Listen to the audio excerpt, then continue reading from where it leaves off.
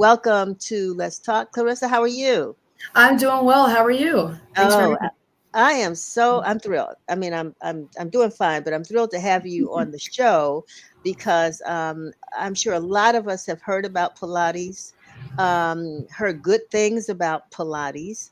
And as a matter of fact, not too long ago, I was looking for a Pilates class and I ended up, I don't want to tell you where I ended up, but I was like, no, this is the Orange Theory. Have you heard of that?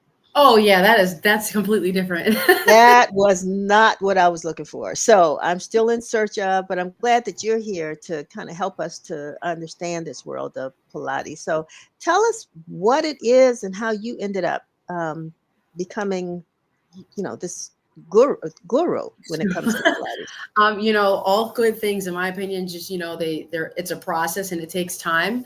But I started my Pilates journey back in 2016. I was living in Dallas and I was working at the front desk at a Pilates studio, and I wasn't a great admin. But what I did learn from that experience was how to teach exercises and how to move in primarily Pilates. And I just gravitated towards that. And that's what inspired me to get my certification at that time. So that's really what inspired me. And it was the first time I ever saw a woman-owned business. Never saw that before. Wow. So what is it? What is Pilates? So Pilates is strength and mobility training. So, think of it as I'm kind of picking up a weight, but being flexible at the same time, because that's what the springs do. Mm-hmm. Okay. I mean, you think so you're using equipment because I mean, I'm familiar with yoga and then all the Mm-hmm. other things, but I mean, is there an Yeah. explanation you can give me that help or give all Yeah. of us that would help I us mean, to I can understand the I can difference? show you actually. Hmm. So I'm actually in the Pilates studio right now. I'm just gonna turn Okay. my camera really quick. And Okay. behind me, you'll see what's called the Pilates Cadillac. And I'll actually just kind of even give you a quick tour just so you can see it and get a better idea of Okay. it. And I'll just show you this part because this is probably more relevant. And right here, somebody would be laying down and they'd put their feet and or their hands on this to push the bar up. And that will help with strength in their legs, but also mobility in their lower back. So if you ever have any lower back stiffness or issues, maybe try hopping on a Pilates Cadillac because that will really help, especially, with a good solid teacher, help alleviate some back pain. That's Hmm. really, really cool. I just wanted to show you that really quick. Hopefully that No, gives I'm you a better glad. Yeah. explanation. Yeah. Right. Right. And so it builds strength and Yes. flexibility. Yes. Okay. At the Well, same time. uh-huh. And so do you teach Pilates? I do. Yes, ma'am. So I've Okay. been teaching since 2016, and I'm actually a master trainer for Club Pilates. So not only do I teach Pilates, I help other people become teachers to be able to teach Pilates to the masses. Hmm. And I understand that some of your clients are actually professional Yeah. athletes, NFL players like Terry McLaurin and others Yes. are some of your Yes. clients. So it's a exercise that benefits both men and women. Absolutely. And when working with my athletes, whether I'm working with Terry, who's a wide receiver, or a defensive end like Andre Jones, what I do is I cater the exercises to things that they need. For example, with Terry, I worked a lot on, improving the flexibility in his hamstrings so he could have a longer stride, and also so he could jump a little higher so he could catch those high balls as needed. So I did some movements for that. With Andre, who is a defensive lineman, I worked more on like the force and the push and activating those smaller muscle groups that he needs to be able to kind of push, somebody out the way to get to the quarterback. So I worked a lot on the stabilizer muscles, with him. Wow, that's a great group of clients to have. And they understand the body, right? A lot Hmm. of us don't understand the body. And when Hmm. it comes to aging, which I'm learning myself, is Hmm. that I read something the other day that our muscles as we get older can atrophy. In essence, we lose muscle. Right. And so what causes a lot of pain is that our bones are ending up being the what our bodies depends on, and we need muscle. Explain that. Talk about why it's important to do strength training exercises and to build muscle and what that does to protect the body over the years. Yes. So strength training helps with bone density.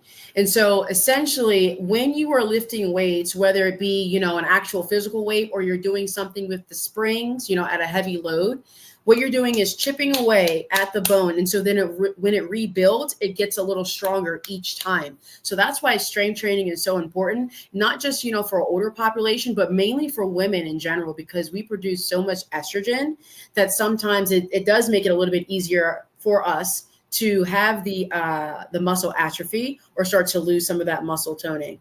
So strength training, no matter the age, especially if you are a woman, make sure that you incorporate it in your practice. But that's essentially what it does. Hopefully that explains it in a really quick, simple way. Yeah, yeah. I mean, it's just not a medical class, but Yeah. we're just talking about how we can stay physically healthy, and also the stretching, the flexibility part of it. Explain that, why that's important. Mhm. So it's super important, just to be able to do your everyday activities. Think when you have to bend down to pick up laundry or bend down to pick up a little one, or, you have to reach back for something and you go, oh, ouch, that hurt, right? So Pilates or any sort of flexibility training that you do can help assist with that by you increasing the range of motion or just increasing, a little bit more mobility in your body to reduce pain, but just to also feel better in your own body, because sometimes maybe you're not in pain, but you just want to feel better. That's what the flexibility aspect will do at Is least in my world. is Mhm. Pilates a lifestyle? I mean, once you start, do you I mean, see changes in a matter of, a month and you quit, or is it a lifestyle? It's definitely more of a lifestyle. And one of the famous quotes that Joe Pilates, the creator of Pilates, said, he said, in 10 sessions, you'll start to notice a difference. In 20 sessions, maybe others will notice. And with 30 sessions, you'll have an entire new body. So it's very much a lifestyle and something that you'll want to keep up, because you'll find that it's not something that you can ever really perfect, but it's something that you can grow with as your body and changes over time, which Hmm. which is something that I love. I don't really want to perfect anything. I want things to keep evolving, because that's just the world that we live in. We're constantly evolving, and that's exactly what the Pilates practice does. It Is it evolves. expensive? It can be. I'll be transparent. It can be, especially if you're going for like private sessions or group classes. But I look at it like this, paying for a medical bill is way more expensive than paying, to take a Pilates lesson in the grand scheme of things. So if you invest in your health now, when you're able bodied, it will pay off dividends when you don't have to take all this medication or you don't have to see the doctor constantly or things like that.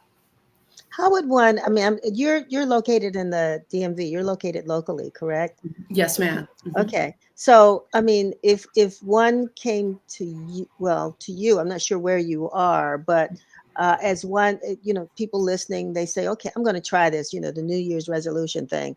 Mhm. So they start looking. How do Mhm. you gauge whether you're in the right place? Well, there's a couple of things. Look at the surrounding area and see what it's nearby, because you think to yourself, is this an area that I actually kind of want to like hang out in? That's going to be first. Always know your surroundings. Number two, when you go into the studio, pay attention to how you're greeted. You know, is the front desk making eye contact with you? Are people asking you questions about, your interests and things that you like to do? And then number three, just maybe sit back and observe a class and just kind of see how the instructor interacts with other people. That will tell you right away if this is a good fit. If you don't like how the teacher is talking to the other students, or if you feel like the front desk was rude or wasn't really connecting with you, that will right away tell you if that's not your vibe. And if that's not your vibe, then trust me, there are 1,000 other studios that you can go to try to see if it is. Wow. Okay. Now you've written a book on this too, right? I wrote a children's book. Oh, okay. Tell us about it. Tell us about it. Yeah, so this book called Sage Does Pilates is a very simple how to for kids. I'm a mom. I have two small children, my two small kids myself, age 5 and 1. And Sage is the name of my oldest daughter. And it's just a how to on how kids age range from 2 to about 8 can do Pilates. It's a great bedtime story. It's a great way to promote healthy living and healthy wellness, for parents and kids. And more importantly, it's about bonding. It's a great way for you to start moving with your kids in a very cheap and efficient manner. Wow. And it looks like a yoga class, actually. What's Mhm. the difference between Pilates and yoga? So yoga is more, I would say, mental or more spiritual. I got you. Okay. Pilates is a little bit more physical in the realms of we're using equipment and we're going mainly for like endurance and flexibility and strength. Yoga hits that too, but it's more of a spiritual connection, whereas Pilates, there really isn't much of a spiritual connection.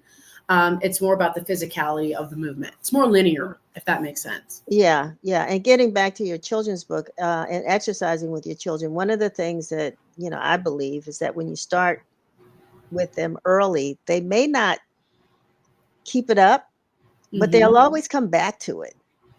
Bingo, 1,000%. And I believe that healthy habits with kids start, or with people in general, start at a younger age. So even if they get away from it, when they're in their teens or early 20s, I guarantee you at some point when they hit their mid 20s or 30s, they'll remember, oh yeah, I took a Pilates class when I was a teenager. Or oh yeah, I used to do Pilates with my mom. Because I see that now with some of my clients where they say, oh yeah, I took a Pilates class years ago when I was in college, or years when I was doing ballet. So they always find their way back to it. So it's always good to kind of start and implement now so they can feel like they have that solid foundation. And maybe it's something that helps them remember a really beautiful time and special time in their life.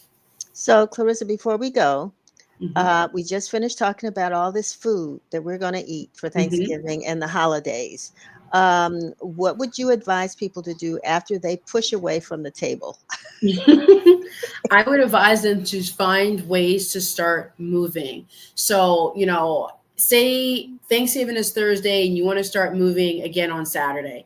I would start with maybe doing some planks, because planks is a part of the Pilates repertoire.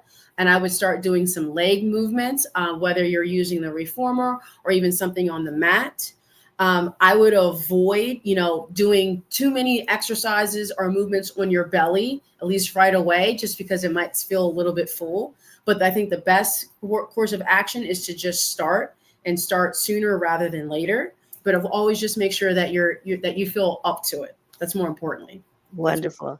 We've put information up, and we're going to put it up again in case folks want to reach out to you directly, want to join a class, need more information, or what have you. So I'm glad that's Pilates Mamii. Mamii. Okay. All right. Yeah, I like like Pilates Mamacita.